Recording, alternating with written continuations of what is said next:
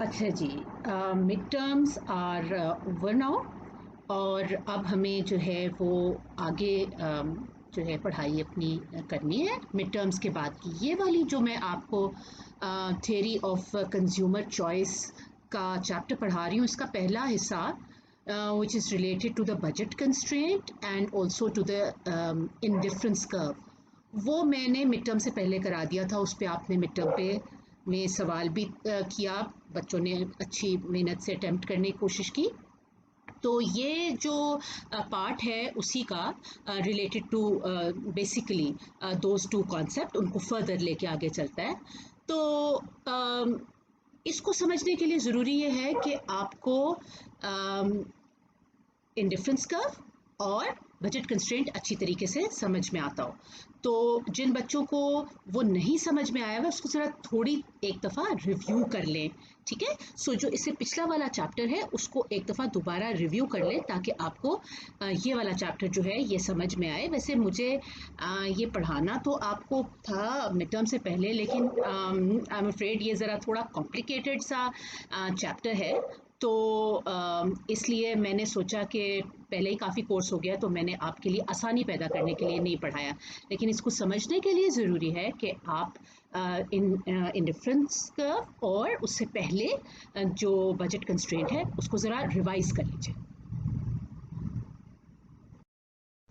Right, optimisation. अब अगर आप इस स्लाइड में फिगर 6 को गौर से देखें तो आपको बजट कंस्ट्रेंट नज़र आएगी, और ये वही आपका मॉडल है जिसके अंदर हमने दो गुड्स लिए हुए हैं, बंडल ऑफ गुड्स, बट आपने उसको सिंप्लीफाई करने के लिए उसको एज पेप्सी और पिज़्ज़ा लिया था। याद है हमने बजट कंस्ट्रेंट बनाई थी असाइनमेंट 8 में शहाब की, जिसमें हमने कहा था कि शहाब पेप्सी कैंस और पिज़्ज़ा के ऊपर अपना सारा इनकम जो है वो किस तरीके से स्पेंड कर सकता है, उसके पास क्या क्या ऑप्शंस हैं। और हमने देखा था कि जो सारी अफोर्डेबल ऑप्शंस हैं वो एक लीनियर यानी कि एक लाइन के ऊपर आ सकती हैं, जिसका कि एक एक्स एक्सिस होता है, और वो एक्स एक्सिस आपको बताता है कि अगर फॉर एग्जांपल वो पेप्सी ना खरीदे तो कितना पिज़्ज़ा खरीद सकता है, और इसी तरह इसका एक वाई एक्सिस भी होता है जिसमें हमें पता चलता है कि अगर वो बिल्कुल पिज़्ज़ा ना खरीदे तो कितना पेप्सी खरीद सकेगा। और इन दोनों पॉइंट्स को हम एक्स और वाई एक्सिस को जब मिला देते हैं तो ये एक लाइन बन जाती है जो रिप्रेजेंट करती है different points which are affordable for Shahab और फॉर एनी कंज्यूमर। तो इसको हम कहते हैं बजट कंस्ट्रेंट। उसके साथ साथ अगर आप इसी फिगर पे देखें तो तीन कर्व्स बने हुए हैं, IC1, IC2, IC3। तो मैंने आपको बताया था इंडिफरेंस कर्व्स के बारे में भी कि जो इंडिफरेंस कर्व्स हैं उनकी यूजुअली ऐसी ही शेप होती है जब दोनों नॉर्मल गुड्स हों। तो उसके अंदर 4 प्रॉपर्टीज होती हैं। इंडिफरेंस कर्व्स इंटरसेक्ट नहीं करते, हायर इंडिफरेंस कर्व्स बेहतर समझे जाते हैं, ठीक है।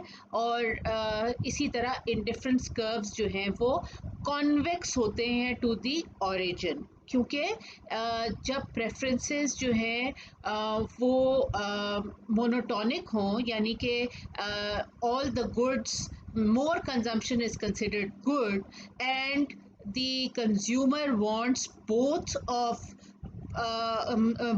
bundle of goods, and more combinations are usually are considered better than having just one good or the other good, then these kind of indifference curves are observed।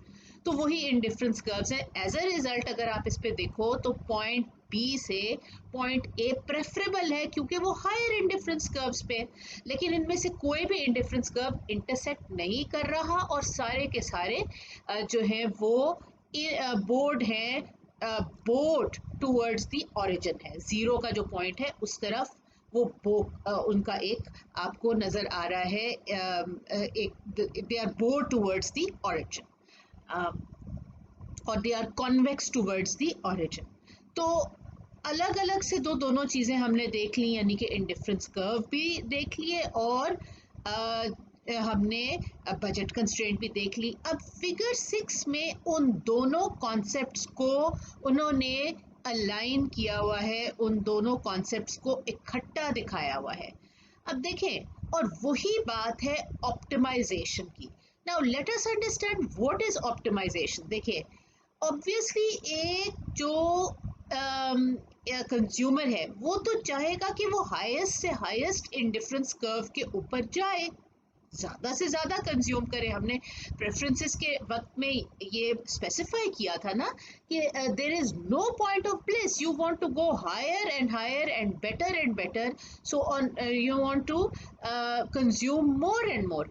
However there is also a limited budget. तो जब preferences जो हैं वो इस shape की हों जैसे indifference curves नज़र आ रहा है, और आपके पास एक लिमिटेड बजट हो, तो इसका मतलब ये है कि कोई एक ही चॉइस होगी जो कि अफोर्डेबल भी होगी और प्रेफरेबल भी होगी, और हम उस चॉइस को जब ढूंढने की कोशिश करते हैं उसे कहा जाता है ऑप्टिमाइजेशन। यानी कि आपने मैक्सिमम यूटिलिटी हासिल की, दोनों गुड्स के बंडल को कंज्यूम करते वक्त मैक्सिमम यूटिलिटी हासिल की, given a certain set budget. ठीक है, तो एक ही पॉइंट ऐसा होगा जहां पे यूटिलिटी भी मैक्सिमाइज हो रही होगी और बजट में रहते हुए यूटिलिटी मैक्सिमाइज होगी। तो उस पॉइंट को ढूंढना जो है उसे ऑप्टिमाइजेशन प्रॉब्लम कहते हैं, यानी कि finding out the point which is both affordable as well as preferable. ठीक है, एज वेल एज प्रेफरेबल। अच्छा, अब अगर आप इसे गौर से देखिए, देखिए मैंने आपको क्या बताया था कि जो आपका बजट कंस्ट्रेंट है, क्योंकि बजट कंस्ट्रेंट जो है वो एक लीनियर फंक्शन है, तो देयरफॉर बजट कंस्ट्रेंट जो है उसका स्लोप एक ही रहेगा। अब अगर आप पीछे जाके देखो और अपना असाइनमेंट एक का को जाके गौर से देखो, उस पर मैंने आपको इनकम या बजट लाइन में से जो है वो आपको निकाल के दिखाया था स्लोप, और हमने स्लोप की कैलकुलेशन में ये देखा था कि यहाँ जो स्लोप है अगर हम उसको इनकम लाइन में से डिराइव करें तो that slope is also given as the relative price of pizza over over price of the Pepsi. ठीक है, तो ये जो रिलेटिव प्राइसेस हैं, स्लोप इसको रिप्रेजेंट कर रहा होता है। और ये भी बताया था कि ये जो इंडिफरेंस कर्व का स्लोप है, अब क्योंकि इंडिफरेंस कर्व तो नॉन लीनियर है, इंडिफरेंस कर्व का स्लोप चेंज होता रहता है, लेकिन किसी भी पॉइंट पे इंडिफरेंस कर्व का जो स्लोप है, whether it is big or whether it is small, it represents the marginal rate of substitution. Okay, so at any point the indifference curve, the slope of the indifference curve will be representing the marginal rate of substitution. अब ये जो point है जहाँ पे आप ये red line के ऊपर IC2 जो है इंडिफरेंस कर्व 2, ये जहाँ बजट लाइन के ऊपर जो है वो it's not intersecting but it is tangent. ये याद रखें। देखें उस देखिए पॉइंट ऑफ ऑप्टिमम पहले बता दो, पॉइंट ऑफ ऑप्टिमम पॉइंट वो होगा फिगर 6 में भी जो दिखाया है, जहां पे आपका इंडिफरेंस कर्व और बजट लाइन टेंजेंट होगी, इंटरसेक्ट नहीं कर रही होगी, क्योंकि जो इंटरसेक्ट जहां पे करती है वो तो I2 है। जरा आप इस वाले कर्व को भी देखो, I1 को देखो गौर से, अगर I1 को गौर से देखो, IC1 को गौर से देखो फिगर 6 के अंदर, तो ये वाला जो इंडिफरेंस कर्व है जिसपे पॉइंट B भी है, इंडिफरेंस कर्व 1, ये इंटरसेक्ट कर रहा है बजट कंस्ट्रेंट को, बजट लाइन को ये इंटरसेक्ट कर रहा है दो पॉइंट्स पे। ये जो इंडिफरेंस कर्व है इससे हम ऑप्टिमल पॉइंट नहीं फाइंड कर सकते क्योंकि यहाँ वो इंटरसेक्ट कर रहा है दो पॉइंट्स पे। तो मैंने तो आपको बताया था ना कि ऑप्टिमल पॉइंट एक ही हो सकता है।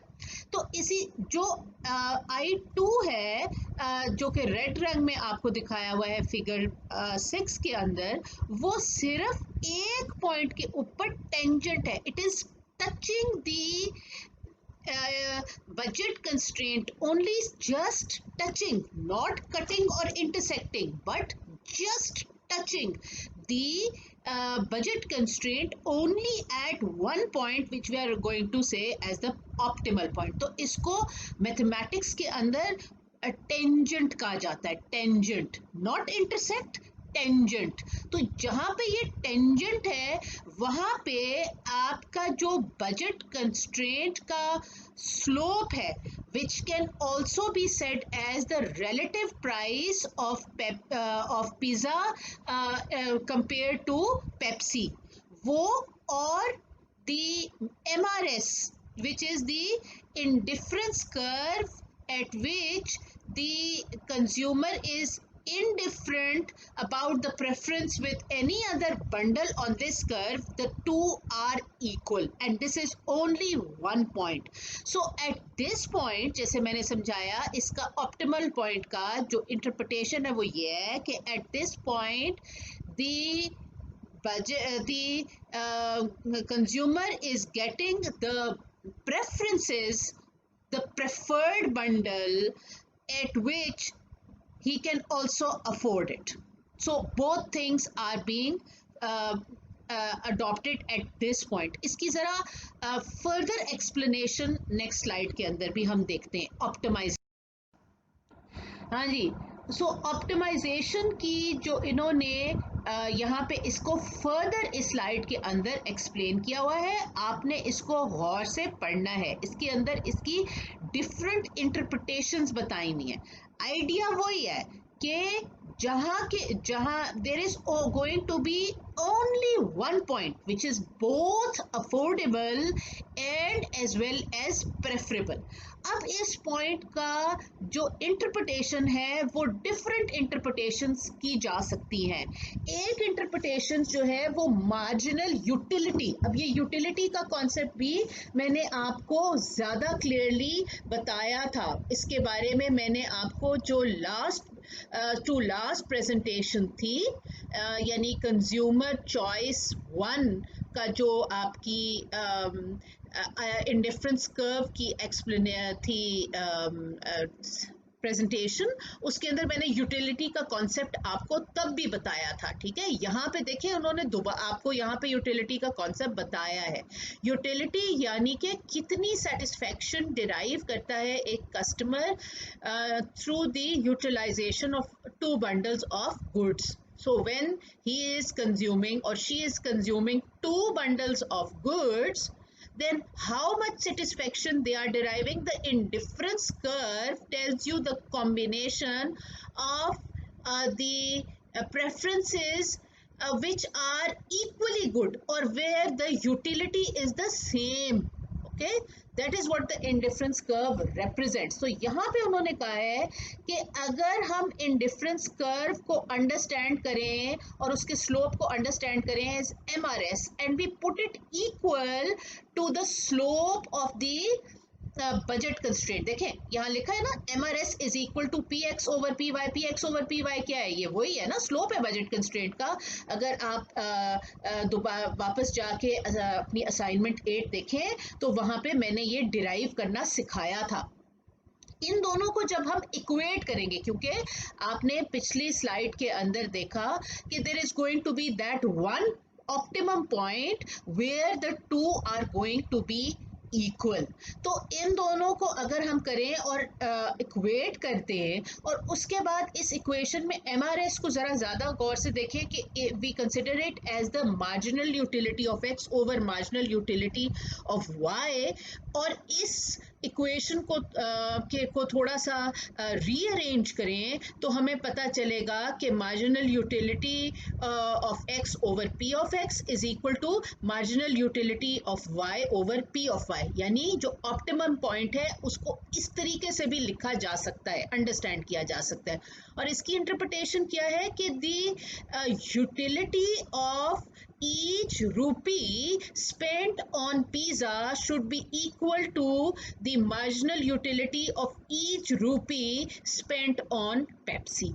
तो इस पॉइंट के ऊपर the marginal utility of each रूपी spent on each bundle of goods is going to be the same. So in other words, the utility will be maximized given the budget or the within the budget limit. All the maximum utility will be achieved. So this is the point at which the customer is going to be happy, at the same time it is going to be affordable point. So this point is called the optimal point, because given the constraint the utility has been maximized. So इसकी interpretation देख लें कि optimal point की interpretation different interpretations हो सकती है, मैंने आपको बताई भी है, इसको गौर से पढ़ लीजिएगा। इन दोनों पेज 432 और 433 के ऊपर इसकी explanations लिखी हुई हैं। अच्छा जी, अब हम ये देखते हैं एक सिचुएशन जहाँ पे जो इनकम है वो कंज्यूमर की बढ़ रही है, ठीक है, द इनकम इज इंक्रीजिंग। अब अगर आप फिगर 7 को गौर से देखो तो उसके अंदर जो बजट कंस्ट्रेंट ब्लू में दिखाई भी है, बजट कंस्ट्रेंट लाइन ही होती है ना, सो जो ब्लू लाइन दिखाई भी है वो लाइन है जो कि income when the income was 1 was initial income. उसके बाद जो रेड आपकी बजट कंस्ट्रेंट है वो दिखाई है जो कि न्यू बजट कंस्ट्रेंट है after there has been an increase in income. जब इनकम इंक्रीज हो जाएगी तो जाहिर है कि वो ज़्यादा पेप्सी और ज़्यादा पिज़्ज़ा दोनों अफोर्ड कर सकेगा।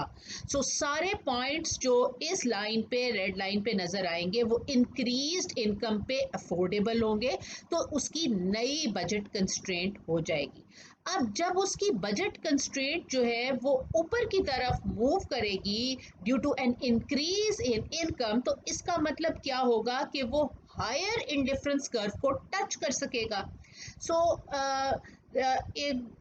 IC1 के अंदर जो इनिशियल इनकम थी उस पर आप देखें टेंजेंसी वहाँ पे भी है, यानी ऑप्टिमल पॉइंट वो भी है क्योंकि एक पॉइंट के ऊपर सिर्फ वो टच कर रहा है इंडिफरेंस कर्व और आपका बजट कंस्ट्रेंट एक पॉइंट पे कर रहे हैं, टच कर रहे हैं, तो that was the initial optimum point where the two were touching. But when the income increases, then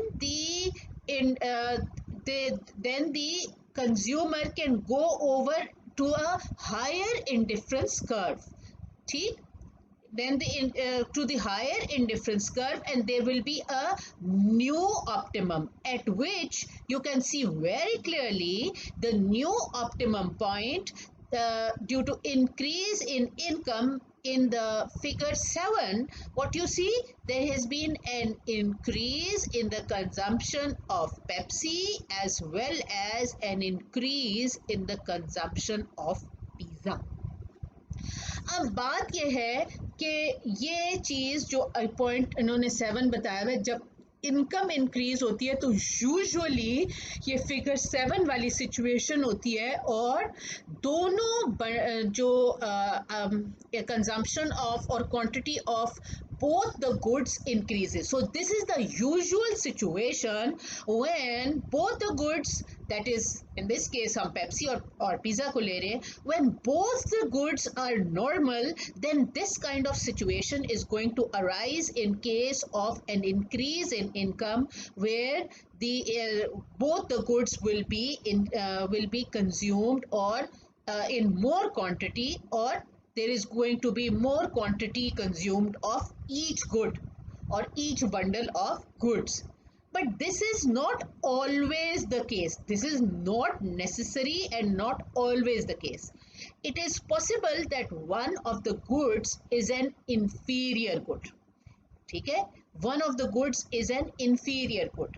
अगर तो दोनों नॉर्मल गुड्स हो तो फिगर 7 होगा. अगर गुड उनमें से एक इंफीरियर गुड हो तो उसकी जो है वो हम even after increase in income that is not going to increase the consumption of the inferior good. We know that is how we define an inferior good, that when income increases its consumption decreases. So हम इसी logic को यानी कि optimisation logic को इस्तेमाल कर सकते हैं अंडरस्टैंड करने के लिए कि जब एक गुड नॉर्मल हो और दूसरा इंफीरियर हो तो क्या होगा. अब वो अगली स्लाइड में आप हाँ जी ये देखें, इस स्लाइड के अंदर they are saying when an increase in income shifts budget constraint outwards, that is from the blue line to the red line, pizza consumption rises.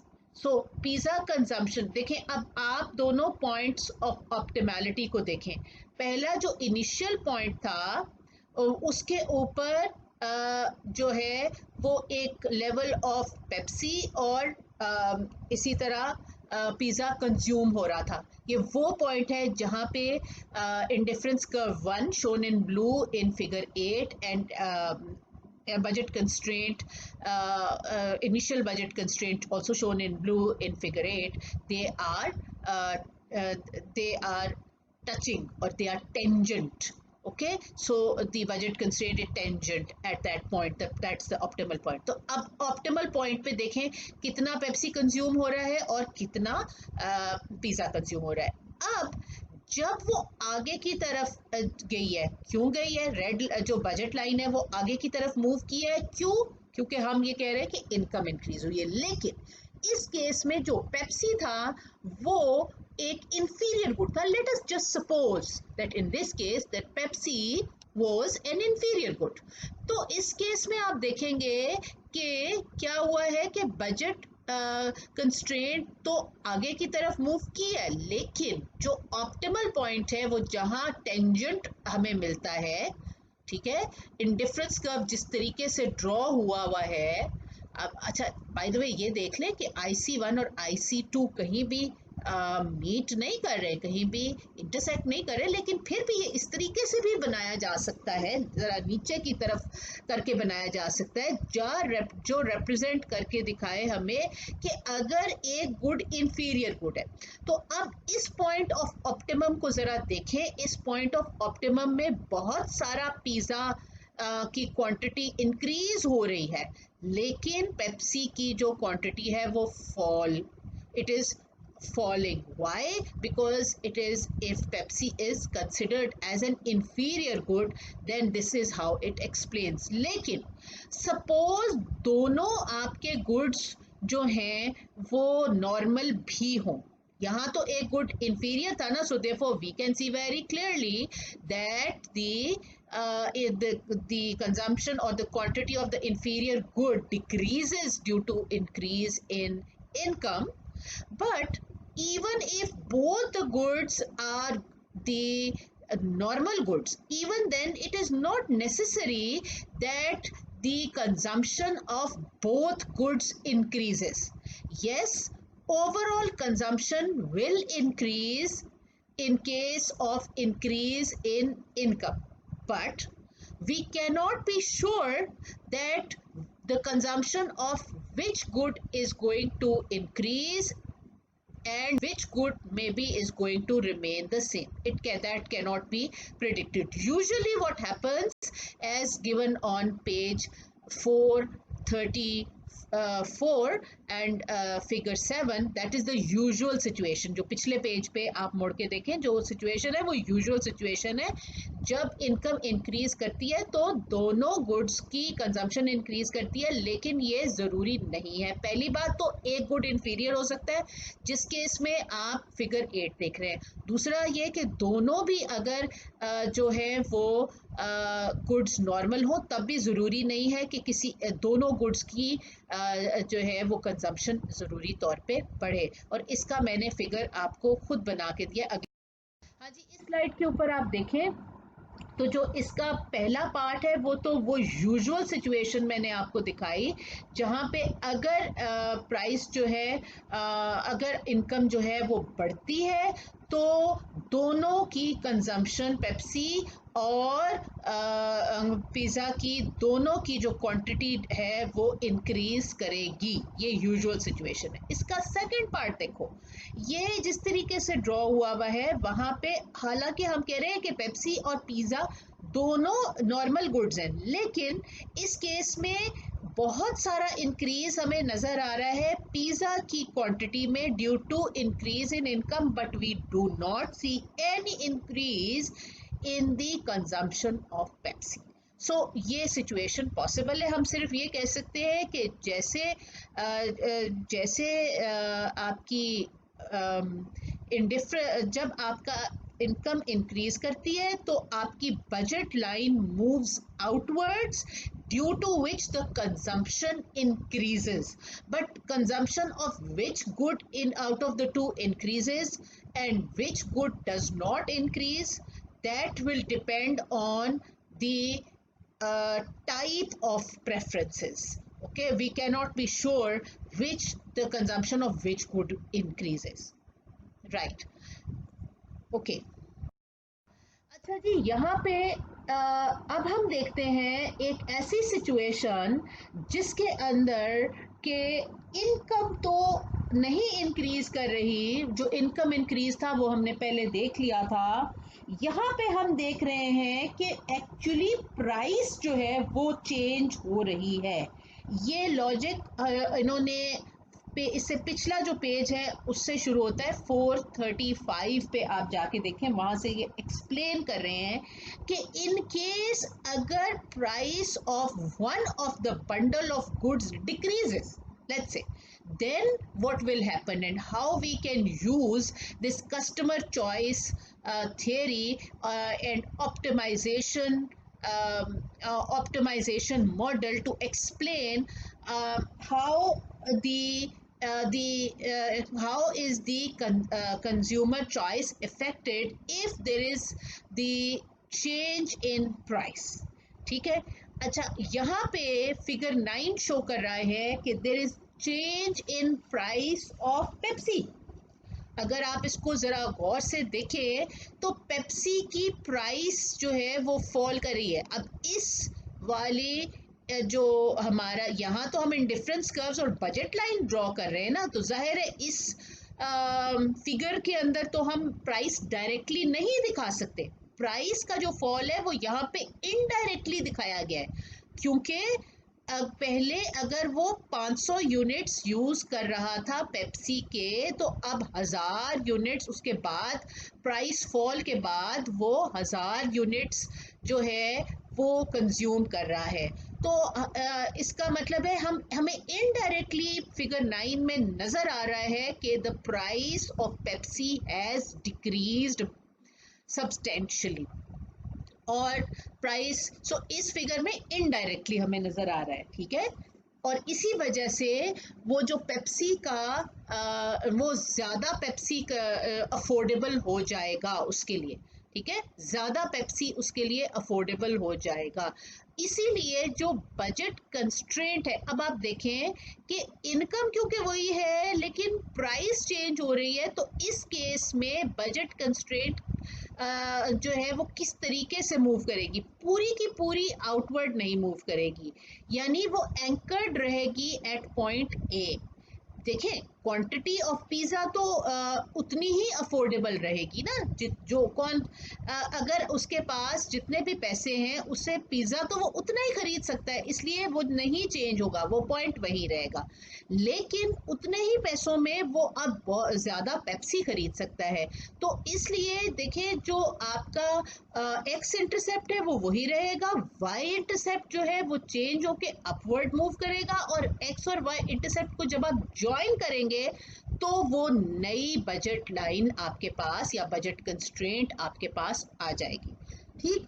अच्छा, जब वो नई बजट कंस्ट्रेंट आपके पास आ जाएगी तो जाहिर है कि उस बजट कंस्ट्रेंट के ऊपर जो है वो it can be tangent to a higher indifference curve. तो जो पहले जहाँ पे आई वन और आपका जो इनिशियल बजट कंस्ट्रेंट था वो जहाँ पे टेंजेंट थे, तो जो हमारा इनिशियल ऑप्टिमल पॉइंट था उसको ज़रा आप गौर से देखें। जाहिर है कि जब आपकी बजट कंस्ट्रेंट ऊपर की तरफ मूव हो रही है, ठीक है, व्हेन इट इज़ जब budget constraint is moving up तो the customer can get more utility.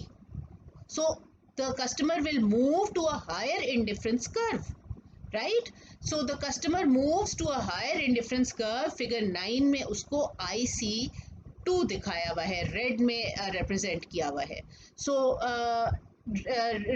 अब वो नए ऑप्टिमम की तरफ जाएगा और नए ऑप्टिमम की तरफ उसकी कंजम्पशन जो है वो बढ़ जाएगी। डेफिनेटली उसकी कंजम्पशन पेप्सी की तो बढ़ जाएगी। अब रह जाती है बात कि क्या उसकी कंजम्पशन जब प्राइस इंक्रीज होगी, जब प्राइस चेंज होगा और इस केस में पेप्सी की प्राइस डिक्रीज होगी, तो क्या पिज़्ज़ा की कंजम्पशन भी बढ़ेगी कि नहीं बढ़ेगी?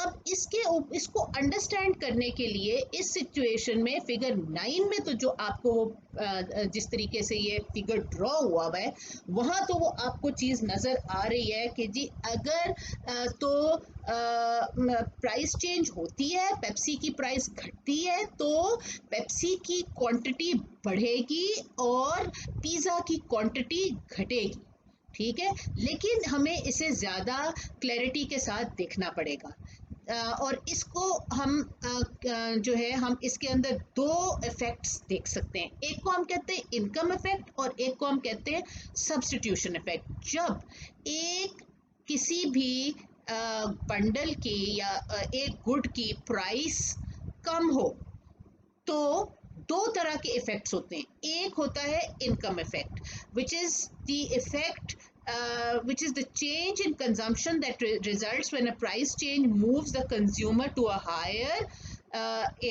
indifference curve, in this case a higher indifference curve. And the substitution effect, the change in consumption that results when a price change moves the consumer along a given indifference curve to a point with a new marginal rate of substitution.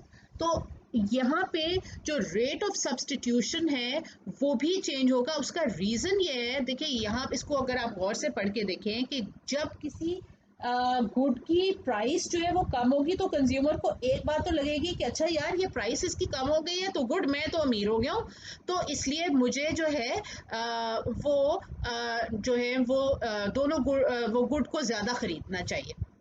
उसके पास ज़्यादा पैसा spend करने के लिए आ जाएगा ना, obviously. एक चीज़ की प्राइस कम हो गई है। सब्स्टिट्यूशन इफेक्ट का ये है कि अच्छा भाई अगर पेप्सी की प्राइस जो है वो इंक्रीज हुई है तो डिक्रीज हुई है तो वो ज़्यादा पेप्सी ख़रीदना चाहेगा, लेकिन क्या वो पिज़्ज़ा जो है वो कम ख़रीदना चाहेगा? हम इसके बारे में श्योर नहीं हो सकते। जब पेप्सी की प्राइस घटेगी तो इन मोस्ट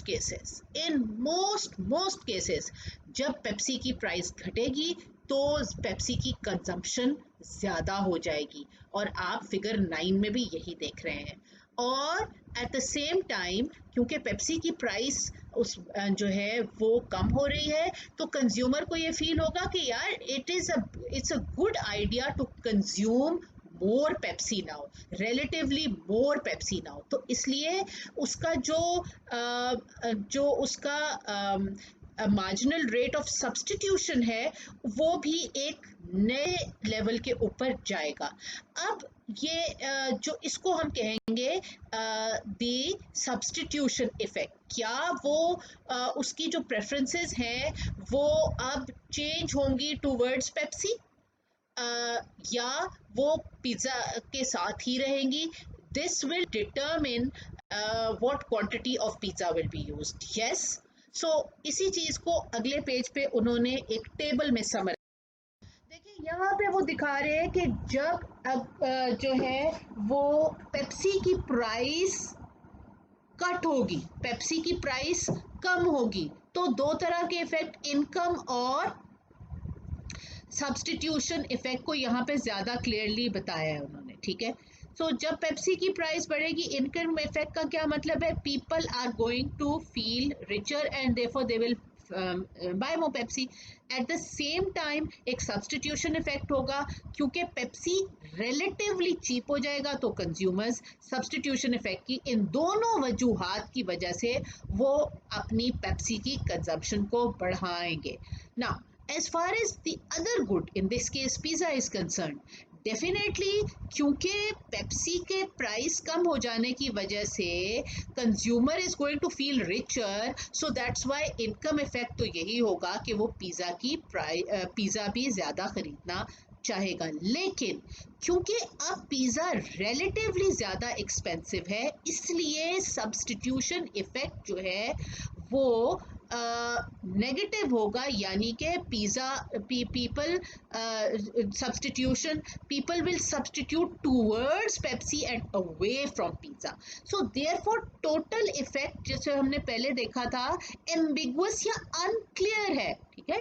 याद है ये टर्म एम्बिगुअस आपने पहले भी देखी, वी कांट बी श्योर, ठीक है। जब हम जो थे वो देख रहे थे डिमांड और सप्लाई, तब भी हमने ये एम्बिगुअस की टर्म देखी थी, तो उस वहाँ भी मैंने बताया था एम्बिगुअस का मतलब कि वी कांट बी श्योर। तो यहाँ पे भी वी कांट बी श्योर के weather because of a decrease in price of Pepsi, whether the quantity of pizza is going to be increased or decreased. It depends whether the income effect is more or the substitution effect is more. अब इन दोनों effects को decompose करने के लिए figure 10 उन्होंने दिखाया कि इन दोनों इफेक्ट्स को आप डिकम्पोज या आप अलग अलग कैसे देख सकते हैं। तो देखें फिगर 10 के अंदर उन्होंने डायग्राम वही वाला बनाया है, एक इनिशियल बजट कंस्ट्रेंट दिखाई है और इनिशियल इंडिफरेंस कर्व दिखाया है, जो पॉइंट ए के ऊपर ऑप्टिमल पॉइंट के ऊपर वो टेंजेंट है। तो ये उसका पहला, यहाँ पे आप देख लें कि कितना पेप्सी कंज्यूम हो रहा है और कितना आपका पिज़्ज़ा कंज्यूम हो रहा है।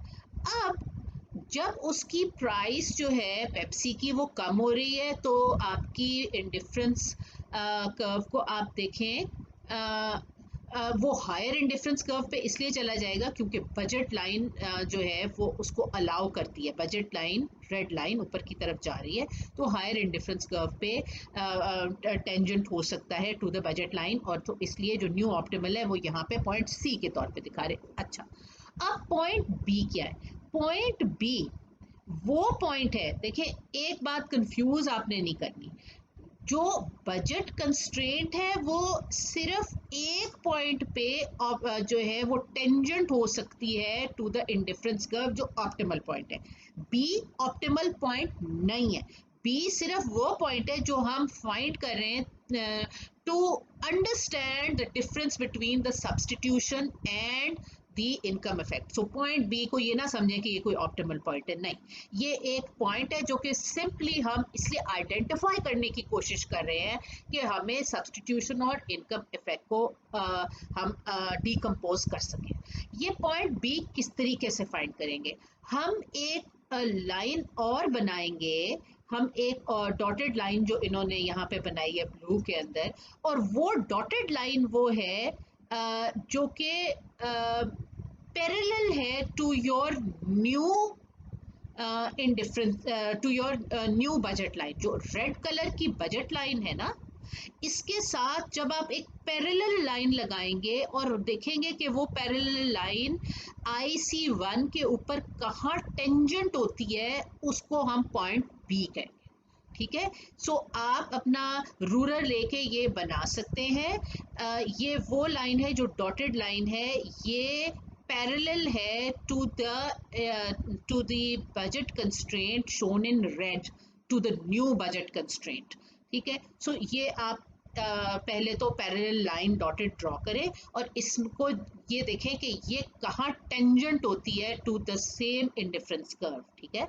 सो ये जो यहाँ टेंजेंट होती है उससे हमें ये पॉइंट बी मिल जाता है। अब ये पॉइंट बी जो है, ये पॉइंट आपको हेल्प टू आइडेंटिफाई कि जब आपकी quantity of Pepsi decrease increase हो रही है, क्यों? क्योंकि प्राइस जो है वो आपकी पेप्सी की डिक्रीज हो रही है। सो जैसे प्राइस ऑफ पेप्सी डिक्रीज होगी, अगर आप देखें तो जो पॉइंट बी है वो आपको बताता है कि जो पॉइंट जहाँ पे वो मीट करता है to the on the Y axis, वो पॉइंट आपको बताता है कि ये जो है ये आपका सब्स्टिट्यूशन इफेक्ट है। तो पेप्सी लोग प्रेफर करना शुरू कर देंगे।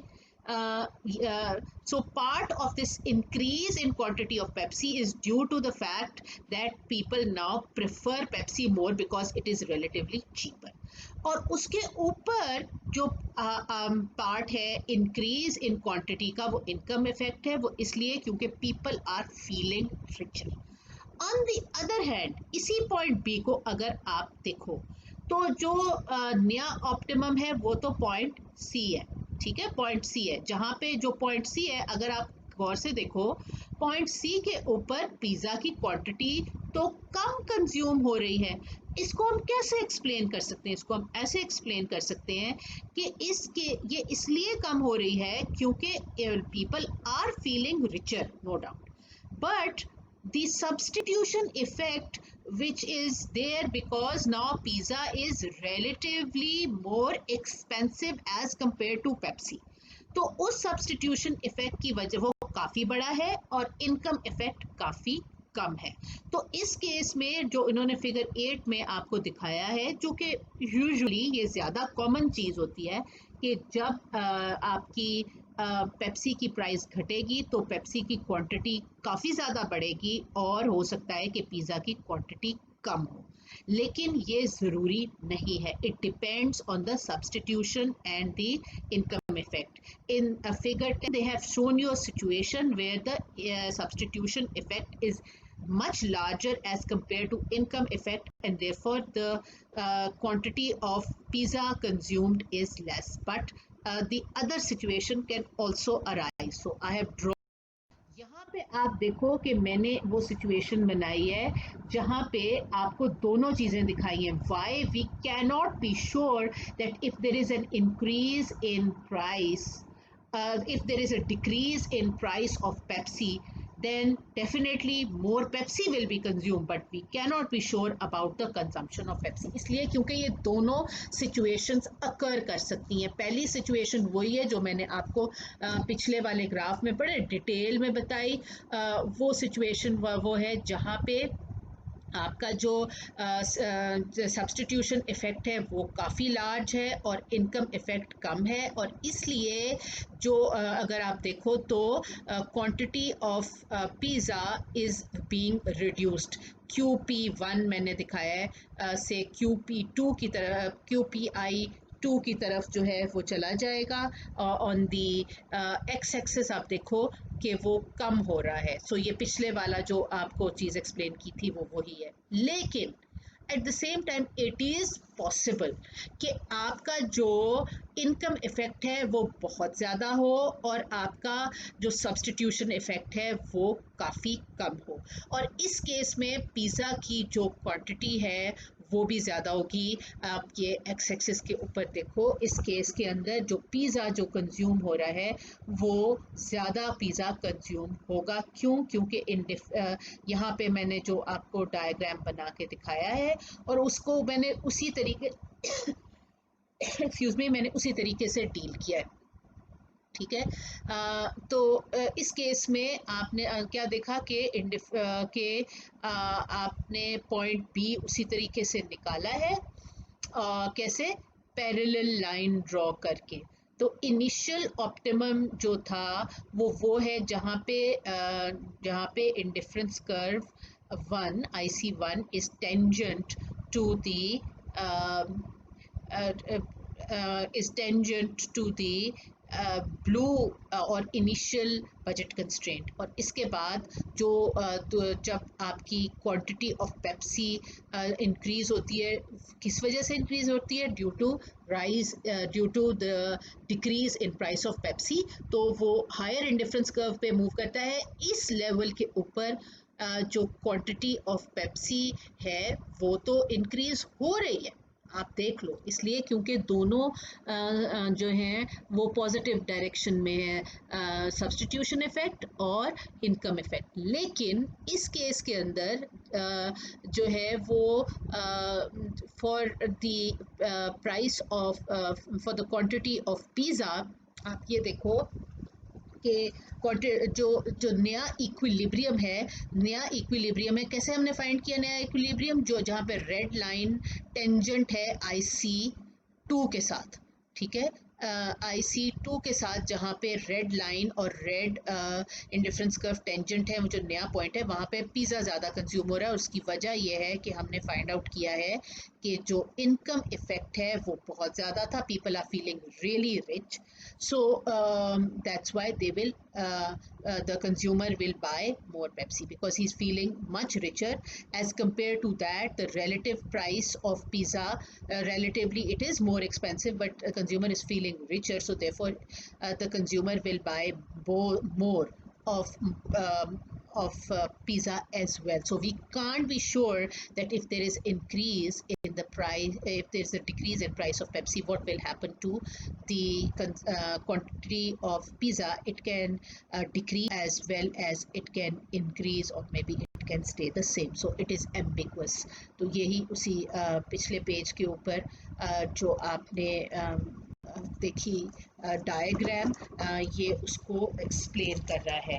ठीक है जी, सो ये डायग्राम जो table 1 given on page 437, table 1 given on page 437, income and substitution effects when the price of Pepsi falls, इस वाले जो टेबल को ये डायग्राम एक्सप्लेन कर रहा है। अच्छा जी, अब फाइनल वो ये कि इस, ठीक है जी, अब यहाँ पे आप ये देखें कि मैंने बताया था कि जब प्राइस ऑफ पेप्सी जो है वो फॉल करेगी, तो हमने जहाँ जिस डायग्राम में हमने बजट लाइन और इंडिफरेंस कर्व्स थी, वहाँ तो एक्स और वाई एक्सिस पे क्वांटिटी ऑफ पिज़्ज़ा और क्वांटिटी ऑफ पेप्सी दिखानी थी ना। तो हमने जो मैंने आपसे कहा था कि the price of Pepsi falls, उसको हम understand it is indirectly shown here. So part A के अंदर जो कंज्यूमर ऑप्टिमल वाला डायग्राम है, जहाँ जिस पे हमने इंडिफरेंस कर्व और बजट कंस्ट्रेंट बनाई है और पॉइंट ऑफ ऑप्टिमैलिटी ढूंढा है, वहाँ पे the price is shown directly. अगर हम इसी को मैप करें ना, इसी चीज़ को हम मैप करें जहाँ पे हम प्राइस ऑफ पेप्सी को डायरेक्टली दिखाएं और नीचे क्वांटिटी ऑफ पेप्सी को ले जाएं, ठीक है, तो इसी चीज़ को अगर हम देखें तो वो बन जाएगा हमारा डिमांड कर्व, ठीक है।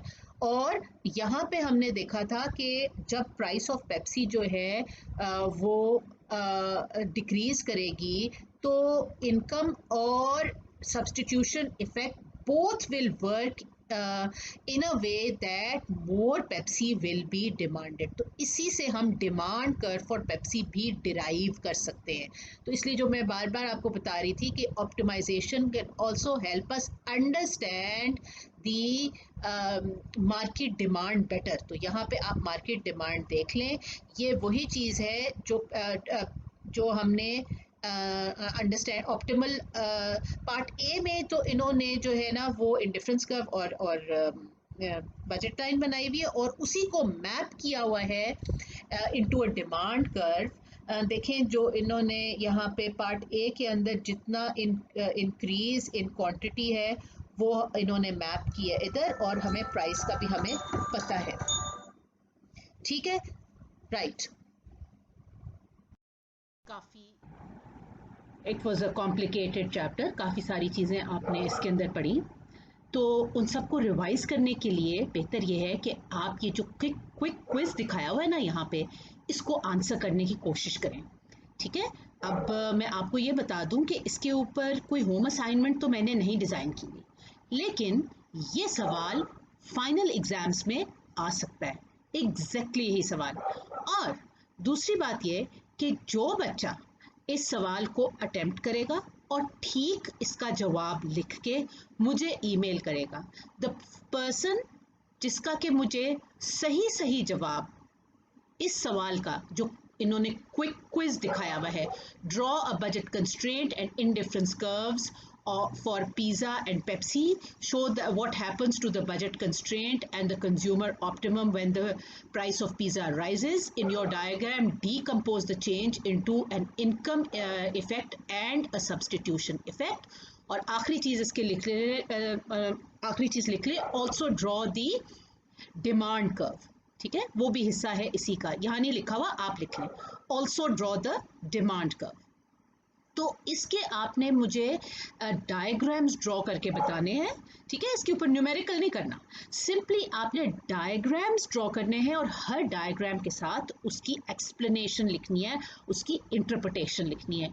जो बच्चा सबसे पहले ये एक्यूरेटली हल कर लेगा सवाल, ठीक है, और मुझे ईमेल कर देगी या ईमेल कर देगा जो स्टूडेंट भी, तो उस स्टूडेंट को इसके एक्स्ट्रा 2 मार्क्स मिलेंगे, ठीक है। बट द आइडिया इज कि सबसे पहले कौन करता है। और दूसरी बात, जिस बच्चे ने भी इसको सही तरीके से आंसर किया, उसका जो उसकी जो आंसर शीट है, उसकी जो सॉफ्ट कॉपी जो वो मेरे साथ शेयर करेगा, मुझे ईमेल करेगी, उसको मैं शेयर करूंगी विद ऑल द 4 सेक्शंस, ठीक है।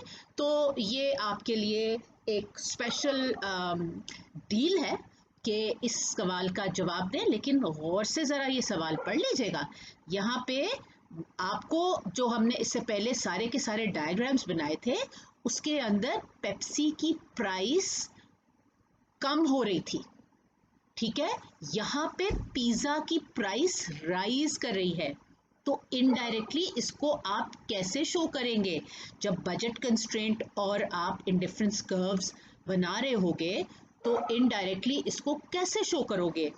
जो इंडिफरेंस कर्व जो है उसकी क्या पॉसिबिलिटीज होंगी, ठीक है, इनकम और सब्स्टिट्यूशन इफेक्ट क्या होगा, मोर इम्पॉर्टेंटली कि जो आपकी बजट कंस्ट्रेंट है वो किस तरीके से शिफ्ट होगी। तो ये आपको गौर से देखना पड़ेगा, सोच समझ के जवाब दें। जिस बच्चे ने इसका सही जवाब दिया, सबसे पहले मुझे ईमेल किया, I look forward to that, उसको 2 मार्क्स एक्स्ट्रा मिलेंगे, ठीक है। सो आई लुक फॉरवर्ड कि आप लोग इस सवाल का जवाब देने की कोशिश करेंगे।